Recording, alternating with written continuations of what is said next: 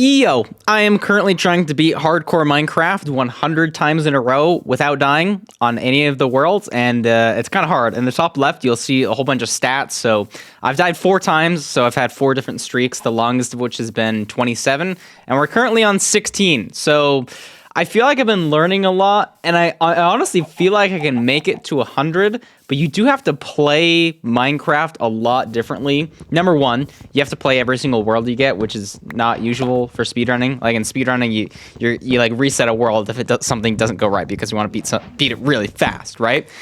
And number two, it's hardcore mode, so everything just kills you. You get hit by a piglin twice, you're dead. Hit by a wither skeleton twice, you're dead. Hoglin, is it twice? It might be twice. You're dead. Like lava, you're dead. Everything just kills you. And so I have to enter the nether with way more food than I normally would.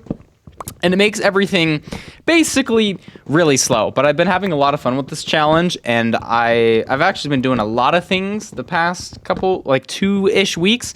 But I feel like there hasn't been a lot happening on my YouTube side. It's like, where's this guy gone? What is he doing? What is he spending his time on? A lot of this, the hardcore thing isn't actually even what's taking most of my time these days. Well, actually, maybe it is debatably. Maybe I just don't think it's taking all my time because I just really like doing this, and so it doesn't feel like a time sink because I'm just having fun, you know? I've also been trying to farm 10 million melons in Minecraft, which is also really hard. I'm trying to do it in 100 Minecraft days. Something I've tried before. I got like 3.9 million melons. It was pretty embarrassing. So I'm trying to get 10 million this time. And I've actually done a full 100 days only to not hit 10 million. I got like 6.8 million.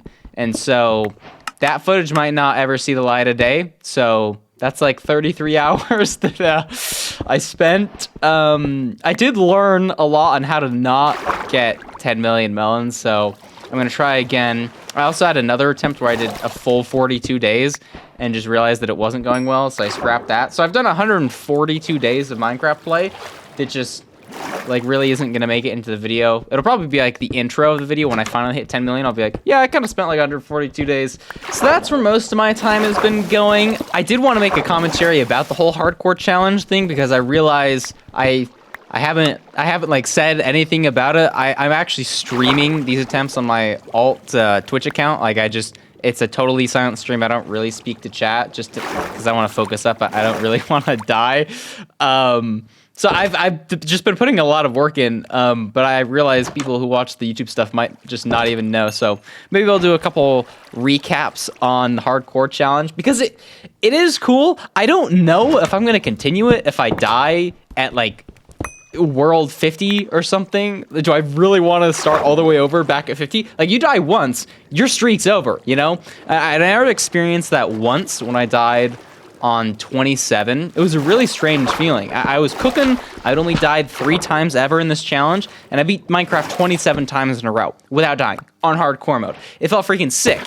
And then in a matter of like 3 seconds, I just died in a world. I can't remember exactly how this death was. I think it was to a piglin. That's right. That was my most recent death. I just got 2-tapped by a piglin. It was kind of insane. I think my 4 deaths so far has been like, I died to a piglin. That was the one that just most recently happened. I blew myself up with a bed in the end. That one was kind of sad, but I was only like 3 worlds in, so it really didn't matter. I got 2-tapped by a wither skeleton. Pretty similar story to the piglin story. Like, a mob just sneaks up on you. Boom, bang, you're dead. So you have to play things really safe. And then I can't really remember what the other death was. I probably fell in lava or something. So I have a couple rules around this challenge to hopefully prevent myself from dying.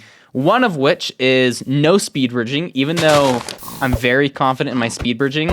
And genuinely, I think there's probably a good chance, like, if I speed bridge this whole challenge, like, there's probably somewhat of a chance I'm not gonna fall, but there is a chance that I'm gonna fall, and it's just not worth it. You know, I'm not 100% like secure in speedrunning. Like, I will fall every once in a while, especially if you start thinking about it in your head. So that's one of the rules. The other rule is I don't ever enter the nether without 15 good pieces of food. So this enter right here is actually a really fast enter. Sub 5, it's kind of hype. I'm smelting my iron right here. I think I played this out really well. I didn't have a really good cave around me, so I went got a water cave, smelting up my iron as I'm building the portal, so overlapping that. It's just over 5 minutes. I have, what do I have? I have 9 pork, 5 steak, and 2 chicken. So that should last me the entire run. Most runs I'll actually have extra food, but you want to be prepared for when you have that really bad world. You know, that's what you're playing around. Because if you're, like, say you only get 6 pieces of food every single run, and it works out, but the one run it doesn't work out, you're just dead, you know? It's hardcore mode. So we're entering the nether here. Nothing insane. If you've seen some of my other speedrunning videos, I mean, I usually try to enter the nether in under 2 minutes, so it's a lot different, but this is really good pace for this challenge. And the rest of the run should speed up. The overworld feels the slowest relatively, just because you have to get so much food. But the nethers aren't that much slower than I would normally play them. I mean, you have to route the bastions a little differently because you don't want to die. But other than that, like, you're using all of the, like, the newest tech, so hopefully it goes all right. I can't even remember if there's a bastion close here. I wasn't really paying attention. But that does bring up an interesting point. The normal strat is to E-ray a bastion to find where that is, right? That's usually the first stop in a speedrun. But because I'm playing out every single world, the E-ray is a bit different. Oh, I saw a fort back there. I don't know if you guys did, but I now know where my fort is, so that's kind of cool. The weird thing with playing out every single Minecraft seed is sometimes you just don't have a bastion that's close enough to you to, like, be able to E-ray. And most of the time, they're farther than you would normally play out because you're playing out every single world. You're not, like, playing out the good ones. And so I had to learn how to like E-ray again because I was so used to E-raying bastions that are close to me. I just had no practice with bastions that were far from me. And this bastion, like, isn't that far. But I learned some cool tech with the F3 menu to see if, like, there's a bastion in my rendered area. And I'm sure, like, somebody like Curryway would know a lot more than me about, like, finding bastions that are farther away. But I just find that interesting. I've had a lot of fun doing this challenge because I'm playing differently. Like, I see this ruined portal here, and maybe if it was normal speedrunning, I'd be like, nah, it's too far away to justify going to it. But here, I'm like, I'm so going to that ruined portal. I get to make myself some gold armor before I go into the bastion. And so I'm just a lot more safe. I gather some soul sand there so we can hopefully bridge up to the bastion a little easier. And I see that it's bridge, which is good because bridge is basically guaranteed to, like, you get everything from it. It just has so many gold blocks at the little chalice portion that I'm never really worrying about having to go to a second bastion because that's something that can happen in this challenge. You just have to go to multiple bastions because you don't get all of your pearls. One reason that I've been debating making these hardcore speedruns into a video is they're so much slower than normal that it feels harder to make a commentary about. One of the reasons I really started doing these speedrun commentaries is because it felt like such a good length for a commentary. Like sub 15 minutes, you know, I can talk for that amount of time. But these ones are going to be a little longer. Now this one, it's a faster than usual hardcore speedrun, so it's not going to be too bad on me. It's like 18 minutes long or something. Sorry, spoiler on the time. And I don't die, so another spoiler. Wow, I'm just a terrible content creator. I spoiled everything. But I'm finding it surprisingly easy to talk about this hardcore stuff. I mean, I guess I just haven't talked about it. And I just find it fascinating the things that I need to do differently. Like what I just did, I hard targeted that hologram, bro. If I was playing Skywars with him or something, he would be freaking out and be like, why is this guy trying to kill me so much? Because you just have to hyper fixate on the threats in this speedrun, because if you don't, there's a chance you can die. And if you're doing 100 in a row, you sure as heck don't want to be dying on run 99. So I made sure to lava that hologram. I'm like half paying attention to this recording. I'm kind of like looking around my room as I'm talking. I didn't really care about getting the Hoglin's food there, which I might in a normal run. But in a speedrun, it's just like kill the guy. Right there, oh my gosh, I almost look at an Enderman. that like just could have been GG. I look at that Enderman, he 2-taps me, that's it. I have to restart all my 16 rounds. The main thing I'm looking for here is, are we gonna get 20 obsidian? Because in this challenge, like when you're playing out every single world, you really want to be forcing 20 obsidian. That's one of the biggest splits in the whole run. And so if you can get that 20 obsidian, you're saving a ton of time. Another big sticking point is I want at least 3 fire resistance potions, because sometimes the fortress can be really far away. And again, you want to be playing for those bad situations so you can last in the nether a long time if you're not finding the fortress. And besides that, I think it's just basic trading. One thing that I've liked doing is crafting up iron armor. It feels cool to finally like have a really good reason to use up all those iron nuggets, because like in a normal speedrun, like you probably shouldn't take the time to craft an iron chestplate, but in this, it gives you so much more comfort, safety. I'm not sure what the right word is there. We'll call it comfort. It gives you so much more comfort. And perhaps my favorite thing about this challenge is it's given me a lot of freedom to experiment with how I lay out my hotbar and how I organize my inventory, because I feel like I've had pretty good inventory management, but I think it can definitely be improved on. So in the past couple of runs, I've been really conscious of where I'm putting my fire resistance potions, making sure that I have 3, making sure that I have all of the resources. In normal RSG, I might forget 1 or 2 things, and you can normally play off of that. But in this challenge, you really like you just can't afford to make mistakes. And there's been a couple risky moments, not any super recent, more so like early into the challenge when I'm learning how to do things, but I'll light myself on fire for a half second. I'm like, oh my gosh, I needed the fire resistance there, and I almost died. So let's see, what are we doing here? We pick up all of our trades. I got my fire resistance potion. I got a ton of pearls. That's nice. 33 obsidian. This is good. I have pretty much everything to go, and now we're pearl hanging out, going to the fortress. Oh, that's right. I saw the fortress on the way over here. This is a pretty good run. I totally forgot about this. I remember I had one run where I had no fortress for like 1,500 or 2,000 blocks, and I just freaked out. I never had that happen to me before, because I don't play out every single run. I was like, is this what Curryway does? If you don't, Curryway, he's like a friend of mine, trying to beat Minecraft 100,000 times in a row. So a lot different than this, but I'm like, is this what this guy does sometimes? Like you just don't get the structures, and you're like, what do? I just like keep running, and yeah, you just keep running until you find the thing. So I make my iron chestplate here. That's nice. I don't actually know how much more protection it offers than a gold chestplate. Probably like surely a full armor bar. I'm what, 5.5 armor bars full right now? That's pretty good. Full diamond is, I think, full armor bars. I don't know. Maybe I can take 3 hits from a wither skeleton now. I'm not really sure. I feel like I should know these things having played the challenge. But the general rule is the more the more armor, the better off you are. So that's usually what I try to play for. If you're an avid viewer of my speedrunning, you also might notice that I'm not lowering my render distance here. Normally, you would do that to get more blazes to spawn around you.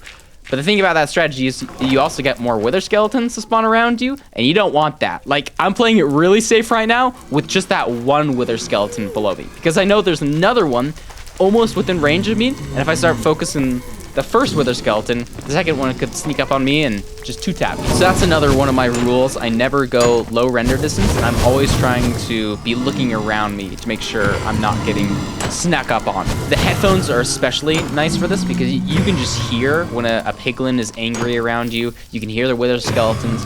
Creepers are a little bit more tricky. They're kind of scary because, I mean, I guess they creep up on you. It's kind of in the name. They don't really make much sound. This fortress is particularly interesting because I haven't even stopped at a spawner. I'm at 5 blaze rods, and I have 2 more blazes to kill. So I'm pretty sure in this run, I don't even visit a spawner. I see that wither skeleton up on the roof, making sure to kill him before I move on.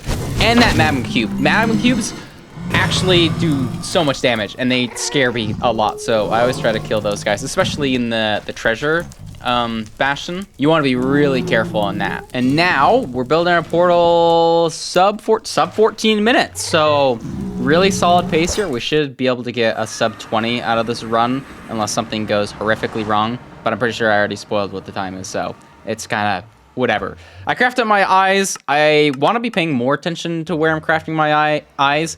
The basic idea is if you have a system for managing your inventory and how you craft things, you can just do it a lot faster. Because if stuff is always in a different spot when you're speedrunning, you just like lose time to looking for it all over the place. So that's one of the things that I've been trying to be more considerate of. Drinking another fire resistance potion here. In this challenge, it's never a bad thing to be over drinking fire resistance potions. I saw some nice low terrain, which is definitely the play here. I have a good amount of blocks I need to travel. And now I'm just trying to decide what's the best way to go for terrain, trying to peek around this corner. I go all the way back here and I'm like, nope, this is just not the spot. Okay, surely I realize this is just not good. Please turn around. Okay, we're finally turning around. You see a little mouse shake. I'm kind of frustrated at myself. I'm like, what am I doing? The play is definitely just to go this way. I think I got a little bit confused on the angle I was supposed to be holding. But regardless, we're moving out at 15 minutes. This is pretty solid. And now I'm truly just running out of things to say. I'm off my commentary grind, man. I've been doing so much hardcore and so much melon farming. The melon farming has not been going well. I've just been sinking so much time into it with not much success. I haven't done a commentary in a hot second, so I'm like relearning how to, not how to speak, but how to come up with topics to talk about. I mean, I can just kind of like yap. There's a ghast over there. Ghasts are white. What am I doing? What am I talking about? I don't even know, bro. Okay, we're about to enter the Stronghold. I've actually been kind of goated with my strongholds during this challenge.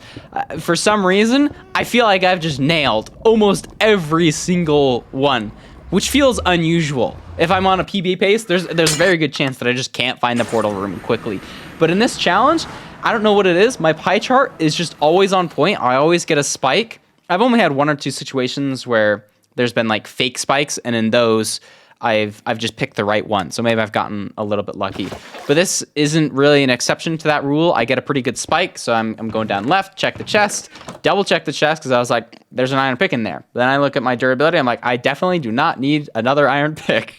There's also an apple that you could say maybe I should get, but actually, no, you just can't. I have 2 steak in my offhand and 6 pork in my inventory, so I just do not need any more food. I have my eyes crafted. We enter the end, 16 minutes. This is really solid pace. It's not going to be a PB for this challenge by any means, but it is going to be really solid. What am I doing here? Oh, I'm crafting a bow. That's right. That's right. I've been having an internal, or I guess I had an internal debate on if I should be doing half bow, where I like pillar up in the middle and shoot down all the crystals, because it is a little bit riskier, but I feel pretty confident, and I have some systems in place that, like, as long as I'm looking where the dragon is while I'm doing this half bow, I should never really be dying.